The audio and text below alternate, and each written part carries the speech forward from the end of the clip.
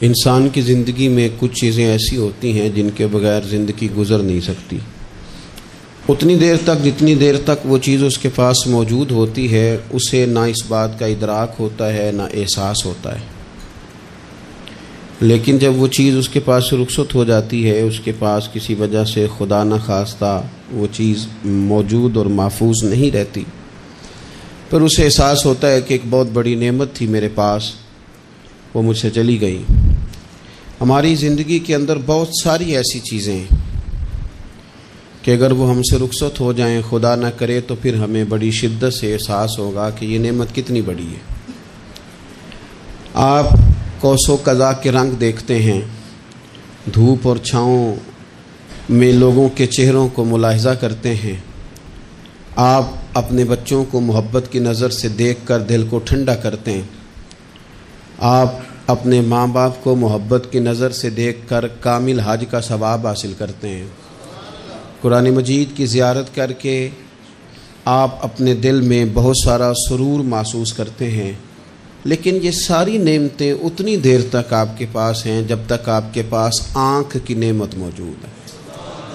اگر یہ رخصت ہو جاتی ہے نا، اگرچہ اتنی ساری نعمتوں میں یہ ایک نعمت ہے، لیکن آپ آنکھ نہیں ہے تو آپ کو تو اپنوں کا احساس بھی نہیں، آپ تو اپنوں کے چہرے بھی دیکھ نہیں پائے۔ کوئی بھی نعمت جو آپ کے پاس ہے، آپ کبھی محسوس کریں کہ اگر اس نعمت کا وجود ہمارے پاس نہ ہوتا تو ہماری کیفیت کیا ہوتی۔ یہ سانس ہے، ہم دو دفعہ سانس کا استعمال کرتے ہیں، ایک دفعہ اندر جاتی ہے اور ایک دفعہ باہر آتی ہے۔ اگر اندر نہ جائے تو بھی مسئلہ ہے، چلی گئی ہے لوٹ کر باہر نہ آئے تو بھی بہت بڑی مشکل ہے۔ تو اس کا اندر اور باہر جانا یہ زندگی کا احساس ہے۔ اگر کبھی سانس اکھڑنے لگے اور آپ کے سینے میں آپ کی سانس اٹکنے لگے تو ایک بہت بڑی تشویش ہے، ایک بہت بڑی آکسیجن ہے، پوری طرح سے انسان کو قید کر دیا جاتا ہے، اور وہ کہتا ہے کہ میرا تو سارا وجود سلامت ہے، ہاتھ کام کر رہے ہیں، پیر کام کر رہے ہیں، آنکھیں کام کر رہی ہیں، زبان کام کر رہی ہے، سب کچھ ٹھیک ہے، صرف سانس اکھڑ گئی ہے تو انسان محسوس کرتا ہے کہ یہ ساری چیزیں سلامت ہونے کے باوجود میرے کسی کام کی نہیں۔ آپ کے پاس جتنی بھی نعمتیں ہیں ان کو اگر آپ شمار کریں تو کبھی آپ کہیں گے کہ ساری نعمتوں میں آنکھ زیادہ ضروری ہے، کبھی کہیں گے کان زیادہ ضروری ہے، کبھی کہیں گے زبان زیادہ ضروری ہے، کبھی کہیں گے دل زیادہ ضروری ہے، کبھی کہیں گے روح زیادہ ضروری ہے، لیکن میں آپ سے عرض کروں ان ساری چیزوں کے بغیر گزارا ہو سکتا ہے، رسول کائنات کی غلامی کے بغیر گزارا نہیں ہوتا۔ کیوں؟ اس لیے کہ اگر حضور کی شفقت نہ ہو، نبی پاک علیہ السلام کی رحمت نہ ہو، وہ ابن القیم نے ایک جگہ پہ کہا تھا کہ یہ حضور نے ہمیں انسان بنایا ہے، یہ نبی پاک علیہ السلام نے انسانیت کے اسباق پڑھائے ہیں، اخلاقی رویے کیا ہوتے ہیں حضور نے بتلائے ہیں، اگر حضور کا کرم نہ ہوتا تو انسان ایک دوسرے کو کاٹ کے کھاتا۔ یہ حضور نے بتلایا ہے کہ تم نے کس طرح زندگی کو گزارنا ہے۔ محبوب کریم علیہ السلام کا وجود نور ایک ایسی چیز ہے کہ اگر وہ کائنات سے معاذ اللہ سائڈ پہ کر دیا جائے تو اس کائنات کا قائم رہنا کسی صورت بھی ممکن ہے ہی نہیں۔ اسی لیے تو اقبال نے کہا تھا کہ ہو نہ یہ پھول تو بلبل کا ترنم بھی نہ ہو، چمن دہر میں کلیوں کا تبسم بھی نہ ہو نہ یہ ساقی تو پھر میں بھی نہ ہو، خم بھی نہ ہو، اور بزم توحید بھی دنیا میں نہ ہو، تم بھی نہ ہو۔ وہ بڑی بات کہہ گئے ہیں، میں نے بھی اس کو کوئی نہیں کھولنا، کہتے ہیں بزم توحید بھی دنیا میں نہ ہو، تم بھی نہ ہو، خیمہ افلاق کا استادہ اسی نام سے ہے، اور نبض ہستی تپش آمادہ اسی نام سے ہے۔ تو اقبال پھر ہمیں کرنا کیا ہے؟ کہنے لگے کرنا آپ کو یہ ہے کہ قوت عشق سے ہر پست کو بالا کر دے اور دہر میں اسم محمد سے اجالا کر دے، یہ کرنے کا کام ہے۔ اس رستے پہ آپ چل پڑیں میرے بھائی۔ پہلی امتوں کے آپ تذکرے پڑھ لیں، کتابوں میں موجود ہیں، سورہ آراف کو دیکھ لیں، اس میں بہت ساری چیزوں کا تذکرہ کر دیا گیا ہے، اور بھی قرآن مجید کی بے شمار صورتیں ہیں، آپ ان کو دیکھ لیں، اس پر غور کر لیں۔ جب قومیں نہیں مانتی تھی، انکار کرتی تھیں، تو اللہ تبارک و تعالیٰ انہیں تباہ کر دیتا تھا۔ بات نہیں مانی، ختم ہو گئی۔ ایک مقصد ہے نا جس کے لیے کسی چیز کو بنایا گیا، تو مقصد تخلیق انسانیت کیا ہے کہ وما خلقت الجن والانس الا لیعبدون، جنوں اور انسانوں کو اللہ نے اپنی عبادت کے لیے پیدا کیا، اور ان کو جب عبادت کی دعوت دی گئی، جب انہیں پیغام دیا گیا اللہ تعالیٰ کی توحید کا، انہوں نے نہیں مانا، تو جس مقصد کے لیے بنایا تھا جب اس طرف ہی نہیں آئے۔ یہ پنکھا لگایا جاتا نا ہوا کے لیے، تو اگر پنکھا ہوا نہ دے تو اس کا کوئی چھت پہ کام ہے؟ اس کو اتار کے تو آپ سکریب والے کے پاس بھیج دیں گے، بھئی ختم ہو گئی بات۔ تو مقصد جو تھا نا اللہ کی عبادت تھی، تو جب قومیں اللہ کی عبادت کی طرف نہیں آئیں تو اللہ نے انہیں تباہ کر دیا اور صفحہ ہستی سے مٹا دیا۔ اللہ تعالیٰ کے پیارے محبوب علیہ السلام نے کفار مکہ کو، قریش کو، عالم عرب کو، عالم انسانیت کو دعوت دی، وداعیا الی اللہ باذنہ وسراجا منیرا۔ اس منصب پر فائز ہو کر حضور نے دعوت دی۔ جب انہوں نے دعوت کا انکار کیا، حضور نے انہیں عذاب سے ڈرایا، اللہ کے عذاب سے، چونکہ حضور نذیر ہیں۔ انہوں نے یہ کہا کہ اگر آپ کہتے ہیں نا کہ ہم پر عذاب آئے گا تو پھر آپ وہ عذاب لے آئیں، ہم پہ آئے۔ جب کوئی آدمی منہ سے تباہی مانگے، جب کوئی شخص اپنے منہ سے یہ کہے کہ کر لیں جو ہوتا ہے معاذ اللہ، تو اگر تو سامنے والا کمزور ہو تو شاید وہ کچھ نہ کر سکے، لیکن یاد رکھنا کئی دفعہ کمزور ہوتا ہے تو کچھ نہیں کرتا، تو کئی دفعہ مہربان بڑا ہوتا ہے، رحمان اور رحیم کئی دفعہ کرم نوازی کرتا ہے۔ جب انہوں نے کہا نا کہ لائیں وہ عذاب ہے محبوب جس کا آپ وعدہ کرتے ہیں، تو اللہ نے کیا فرمایا؟ فرمایا وما کان اللہ لیعذبہم وانت فیہم۔ محبوب رب کی یہ شان ہی نہیں کہ انہیں عذاب دے، کیوں؟ اس لیے کہ آپ ان کے درمیان موجود ہیں۔ اے محبوب علیہ الصلوۃ والسلام، اللہ کی یہ شان نہیں کہ انہیں عذاب دے اس حال میں کہ آپ ان کے درمیان موجود ہیں۔ آپ میری بات کو سمجھیں گے، غور کریں گے کہ کافروں کے درمیان اگر حضور موجود ہوں تو عذاب نہیں آتا، تو قیامت میں جب حضور مومنوں کے بیچ موجود ہوں گے،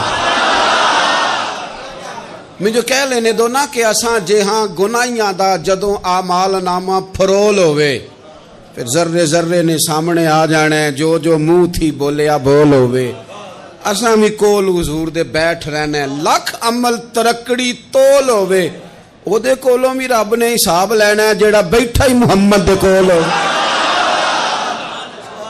صلی اللہ تعالی علیہ وسلم، او دے کولوں بھی رب نے حساب لینا ہے جیڑا بیٹھا ہی محمد دے کول ہوئے، جس کو کہتے ہیں قیامت حشر، جس کا نام ہے، جس کو کہتے ہیں قیامت حشر، جس کا نام ہے۔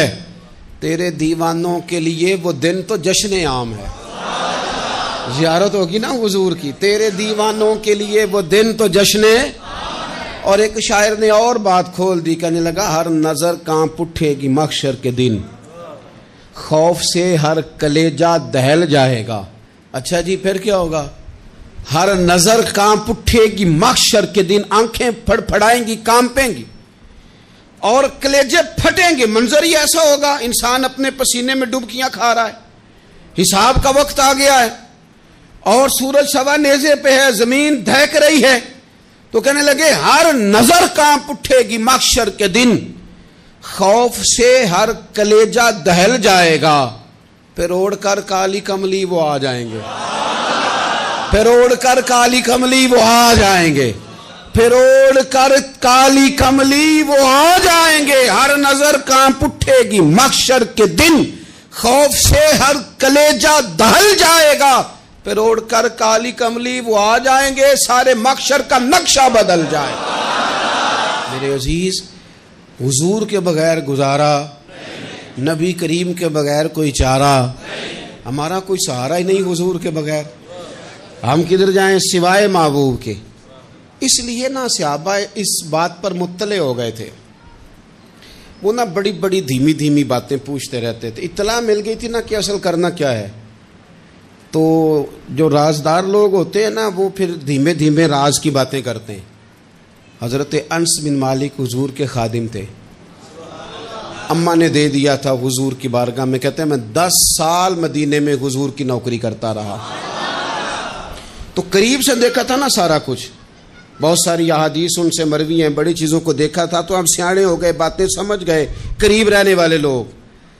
تو قربان پچھانن والے ہیں, تو گل جان گئے گل کھول دے نہیں. تو قریب پہنچ گئے تھے نا, تو سمجھ آ گئی تھی بات کی. تو ترمذی میں موجود ہے, ایک دن حضور سے پوچھتے ہیں یا رسول اللہ قیامت والے دن آپ کو کہاں تلاش کروں. یعنی حضور علیہ السلام سے پوچھتے ہیں حضور میں نا قیامت والے دن, بھئی بات تو یہ نا کہ اعمال ٹھیک کیے جائیں, معاملات پر توجہ دی جائے, عبادات کا خیال کیا جائے, جو ہمارے ذمے ڈیوٹیاں ہیں وہ پوری کی جائیں. تو وہ کہتے ہیں حضور وہ قیامت والے دن کہاں تلاش کروں.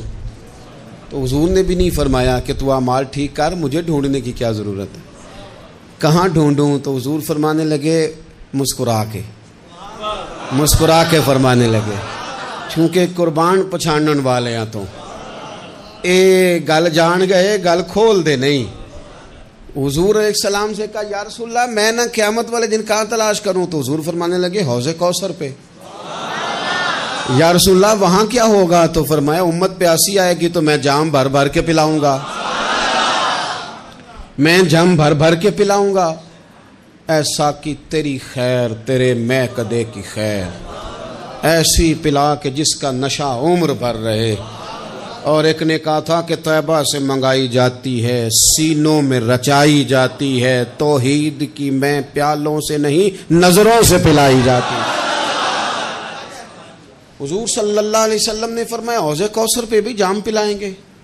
سیانے بڑے تھے حضرت انس, اور بھلا ہمارا کر رہے تھے. یہ حضور سے پوچھ کے نا تو ہمیں ایڈریس بتا رہے ہیں, کیونکہ حدیث روایت کر دی نا تو ہمیں ایڈریس سمجھا دیے, پتے بتا دیے کہاں پہنچنا ہے, ساری جگہ سمجھا دی. چلیں جدید دور آ گیا ہے, انہوں نے لوکیشن بتا دی کہاں کر کے نا کس جگہ جا کے سٹاپ کرنا ہے کام. یا رسول اللہ وہاں ملاقات نہ ہوئی تو حضور نے فرمایا پھر پل صراط پہ آنا. یا رسول اللہ وہاں کیا ہوگا. فرمایا امت گزر رہی ہوگی اور میں دعائیں مانگ رہا ہوں گا, رب سلم امتی رب سلم امتی, یا اللہ میری امت کو سلامتی سے گزار دے. تو وہاں آ جانا, میں دعائیں وہاں مل جاؤں گا. قربان جائیں. فاضل بریلوی بول پڑے, کہنے لگے خدا کی رضا چاہتے ہیں دو عالم, خدا چاہتا ہے رضائے محمد. اجابت کا جوڑا عنایت کا سہرا, دلہن بن کے نکلی دعائے محمد. اجابت نے جھک کر گلے سے لگایا بڑی ناز سے جب دعائے محمد. رضا اب پل سے وجد کرتے گزریے کہ ہے رب سلم دعائے محمد صلی اللہ علیہ. تو عرض کی یا رسول اللہ وہاں ملاقات نہ ہوئی تو. میں نے کہا وہ ہمیں لوکیشن سمجھا رہے تھے, انہیں تو پتا تھا پہلے ہی. ایک قربان پچھانن والے ہیں تو ایک گل جان گئے گل کھول دے نہیں. تو وہاں نہ ملاقات ہوئی تو حضور نے فرمایا پھر میزان عمل پہ آنا. یا رسول اللہ وہاں کیا ہوگا. فرمایا امت کے عمل تول رہے ہوں گے اور میں ان کے لیے دعائیں کر رہا ہوں گا. میں نہیں جا سکا کبھی بچوں کے ساتھ پیپر دلوانے, استاد کو اجازت نہیں دیتے, کہتے ایک ایگزامینر اور آئے گا کوئی, جس نے پڑھایا ہو اسے اجازت نہیں کہ تو جا. ابا جی کو اجازت نہیں ہوتی کہ وہ ایگزامینیشن ہال میں جائے, وہاں تو کوئی اور لوگ آتے ہیں. یہ بھی عجیب سبق ہے نا کائنات کا کہ سارے تعلیم و تربیت کے اسباق بھی حضور پڑھائیں, رنگ بھی سارا حضور ہی بتائیں, اور قبر کے سوالات بھی سارے ہمیں حضور بتا دیں, اور جب پیپر ہونے لگے تو سرانے بھی کھڑے ہو جائیں. تو پھر کہہ لینا ایک دفعہ پھر کہ وہ دے کولوں کی رب نے حساب لینا, جیڑا بیٹھا ہی محمد دے کول, وہ دے کولوں کی رب نے حساب لینا. میرے عزیز ہمارا گزارا نہیں حضور کے بغیر. لوگ اصل میں نا ہمارا مسئلہ نہیں سمجھتے, ہمارا مسئلہ کچھ اور ہے. لوگ ہمیں نا بلا وجہ پریشان کرتے ہیں, کبھی جھنڈے سے, کبھی ڈنڈے سے, کبھی جھنڈی سے, کبھی کسی شے سے, کبھی کسی شے سے, کبھی کہتے ہیں وہ نعت اونچی پڑھ لی, کبھی کہتے ہیں سلام اونچا پڑھ لیا, کبھی کہتے ہیں وہ جھنڈیاں لگا دیں. میں نے کہا آپ کی بات بھی ٹھیک ہے پر ہمارا مسئلہ تو سمجھو نا, ہمارا گزارا نہیں نا بھائی. جو کسے دا عاشق ہوئے او گالو سے دی. 100 مکر بہانے کر کے میں پوچھے میاں صاحب نو مزار تے جا کے کہ مکر کرنے ٹھیک نے؟ تساں آکھیا نا مکر کردا ہے تے حضور ٹھیک نے؟ تے مینوں لگدا ہے کہ پولا جان دے سے پے کہ سونا راضی کرنا ہوئے تے موڑ ٹھیک نے۔ حضور نے ایک دن کہا تھا، حضرت ابو سعید خدری نے کہا یا رسول اللہ آپ قرآن پاک کی تلاوت کر رہے تھے، قرآن پاک بڑا سونا پڑھتے تھے نا، تو نبی کریم نے سن لیا، اب کیا کریں دلیل دیں گے تو بات مضبوط ہو جائے گی۔ حضور نے سن لیا تو بعد میں فرمایا ابو سعید تو بڑا سونا قرآن پڑھتا ہے، رب کے علاوہ کسی کو دکھا کے عبادت کرنی جائز ہے؟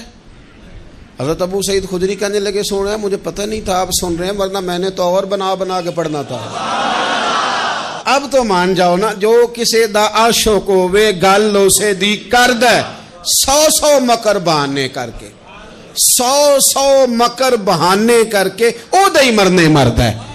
میرے عزیز ہماری مجبوری ہے، لوگ اس بات کو سمجھتے نہیں، ہماری مجبوری ہے، حضور کا میلاد ضروری ہے، لوگ سمجھتے نہیں بات کو، اس لیے بلا وجہ رٹا ڈال کے بیٹھتے ہیں۔ بھئی ہم نے تو کوئی رٹا ڈالنا نہیں، نہ سیاست کا، نہ دولت کا، نہ اقتدار کا، نہ کسی اور چیز کا۔ سیاست دے جھگڑے اساں چھوڑ دیتے، اتنے محبت دا جھگڑا ہے، یہ چھڑا کوئی نہیں سکتا۔ تو میرے عزیز ہمارا حضور کے بغیر گزارا، اور نبی پاک علیہ السلام کے بارے میں رب فرماتا ہے وَلَسَوْفَ يُعْطِيكَ رَبُّكَ فَتَرْضَىٰ، محبوب میں آپ کو اتنا دوں گا کہ آپ اپنے رب سے راضی ہو جائیں گے۔ کیا کروں میں؟ اب یہ آیت اتنی شاندار ہے۔ حضرت امام زین العابدین رضی اللہ تعالیٰ عنہ سے کسی بندے نے کہا قرآن پاک میں سب سے زیادہ امید والی آیت کون سی ہے؟ اس کا خیال تھا لا تقنطوا من رحمت اللہ کہیں گے، اللہ کی رحمت سے نا امید نہ ہونا۔ اس نے کہا حضور سب سے امید والی آیت بتائیں۔ وہ کہتا میرے ذہن میں تھا کہ یہ والی آیت پڑھیں گے، تو امام زین العابدین رضی اللہ تعالیٰ عنہ فرمانے لگے سب سے امید والی آیت ہے وَلَسَوْفَ يُعْطِيكَ رَبُّكَ فَتَرْضَىٰ، رب کہتا ہے محبوب اتنا دوں گا کہ آپ اپنے رب سے راضی ہو جائیں گے۔ آیت نازل ہو گئی تو حضور پتہ کیا فرماتے ہیں صحابہ سے؟ فرماتے ہیں رب کہتا ہے حبیب تجھے راضی کرنا ہے، اور جب تک میرے سارے غلام جنت میں گئے نہ میں نے اللہ سے راضی ہونا ہی نہیں، میں نہیں راضی ہوتا اللہ سے۔ سارے جائیں گے تو میں تو کہتا ہی رہوں گا نا قربان پچھانن والے آتا، او گل جان گئے پر گل کھول دے، او گل کھول دے نہیں، پتہ چل گیا بات کا۔ حضور کے بغیر گزارا، حضور کے بغیر کوئی چارہ ہی نہیں۔ اور خود حضور کیا فرماتے ہیں، یہ سنن ابن ماجہ ہے، میرے رسول پاک صلی اللہ تعالیٰ علیہ وسلم ارشاد فرماتے ہیں، حدیث کے راوی حضرت ابو موسیٰ اشعری رضی اللہ تعالیٰ عنہ، حضور فرماتے ہیں کہ اللہ نے مجھے اختیار دیا۔ یا رسول اللہ کس بات کا؟ فرمایا رب نے اختیار دیا میں چاہوں تو آدھی امت بغیر حساب کے جنت چلی جائے، اور میں چاہوں تو اللہ سے اختیار لے لوں کہ یا اللہ مجھے شفاعت کا حق دے، میں سفارش کرتا جاؤں اور تو انہیں معافی دیتا جائے۔ یہ مجھے اختیار دیا اللہ تعالیٰ نے۔ تو حضور کیا فرماتے ہیں؟ فرماتے ہیں وہ آدھی امت والا سودا نہیں میں نے قبول کیا، میں نے نہ شفاعت لی ہے، کیونکہ یہ عام تر ہے اور یہ کفایت کرنے والی ہے، یہ عام بھی ہے اور کفایت کرنے والی بھی ہے۔ اور حضور نے یہ لفظ کہے، یہ سنن ابن ماجہ کتاب الزہد دیکھیے گا، اس میں روایت مل جائے گی۔ حضور فرماتے ہیں یاد رکھو تمہارا کیا خیال ہے کہ میری یہ شفاعت پرہیزگاروں کے لیے؟ خود جملہ استفہامیہ سے بات کرتے ہیں، تمہارا کیا خیال ہے کہ میری یہ شفاعت جو قیامت میں سفارش کروں گا تو پرہیزگاروں کی کروں گا؟ حضور فرماتے ہیں نہیں، میں قیامت میں گناہگاروں کی سفارش کروں گا، میں گناہگاروں کی سفارش کروں گا، گناہگاروں کے لیے عرض کروں گا اللہ کی بارگاہ میں۔ کچھ دن پہلے میں کہیں پڑھ رہا تھا کسی کا مضمون، اس نے تشبیہ کس طرح کی دی ہے مجھے پتہ نہیں، لیکن لکھ دی بات، کہنے لگے ایک وکیل ہوتا ہے ایک شفیع ہوتا ہے، ایک وکیل ہوتا ہے ایک، حضور وکیل نہیں ہمارے، حضور ہمارے شفیع ہیں، شفاعت کرنے والے ہیں۔ وکیل یہ کہتا ہے جج صاحب سے کہ یہ جس کا میں وکیل ہوں نا اس نے نا غلطی کوئی نہیں کی، اسے معاف کر دیں۔ وکیل یوں بحث کرتا ہے، کہتا ہے اس نے کیا ہی نہیں، جرم معاف کریں۔ اور جو شفیع ہوتا ہے نا وہ کہتا ہے مالک اس نے سارے کیے، تو میرے آنے کی لاج رکھ اور اسے معاف کر دے۔ یہ وکیل اور شفیع کا یہ فرق ہوتا ہے کہ شفیع کہتا ہے سونیا سارے کیے ہیں، بڑے بڑے پاپ کیے ہیں، پر میں جو آ گیا ہوں تو مہربانی کرنا معافی دے دے۔ میرے عزیز، حضور کے بغیر کہیں بھی گزارا نہیں ہے۔ ہم نے نا جب یہ بات سمجھ لی، اور پتہ ہے نبی کریم صلی اللہ علیہ وسلم نے آگے بڑھ کے خود بھی کئی مقامات پر اس بات کو کھول کر مختلف انداز میں بیان کیا۔ حضرت عبداللہ ابن عباس رضی اللہ تعالیٰ عنہ کی روایت آپ دیکھ لیں، یہ آپ کو مستدرک میں ملے گی۔ حضور صلی اللہ علیہ وسلم فرماتے ہیں قیامت کے دن اللہ تعالیٰ انبیاء کے لیے نور کے ممبر بچھائے گا، ہر نبی ممبر پہ بیٹھ جائے گا، ہر پیغمبر علیہ السلام اپنے ممبر پہ جلوہ فروز ہو جائیں گے، ہر پیغمبر۔ لیکن حضور فرماتے ہیں میرا ممبر خالی ہوگا۔ یا رسول اللہ صلی اللہ تعالی علیہ وسلم آپ کا ممبر کیوں خالی ہوگا؟ حضور فرماتے ہیں میں ممبر چھوڑ کے رب کی بارگاہ میں کھڑا ہو جاؤں گا، اور اس ڈر سے کھڑا ہو جاؤں گا کہیں ایسا نہ ہو کہ میں جنت میں چلا جاؤں اور میری امت رہ جائے۔ میں اپنی امت کی سفارش کروں گا، رب میری امت کی سفارش قبول کرے گا۔ فرماتے ہیں میں اتنی سفارش کروں گا کہ جہنم کا دروغہ مجھ سے کہے گا کہ محبوب کمال ہو گئی، آپ نے تو اپنا کوئی غلام دوزخ میں رہنے نہیں دیا، سارے آپ نے نکال دیے۔ کسی شاعر نے بڑی خوب بات کی تھی، اس نے کہا تھا کہ یاد رکھو قیامت کا جو دن ہے نا، یہ قیامت کا دن دراصل ہمارا وقت ہوگا خاص، جب ہم نبی پاک صلی اللہ علیہ وسلم کی بارگاہ میں جائیں گے تو ہمیں سمجھ آ جائے گی کہ دنیا میں ہم نے کئی دوستیاں لگائی تھیں پر جھوٹی لگا بیٹھے۔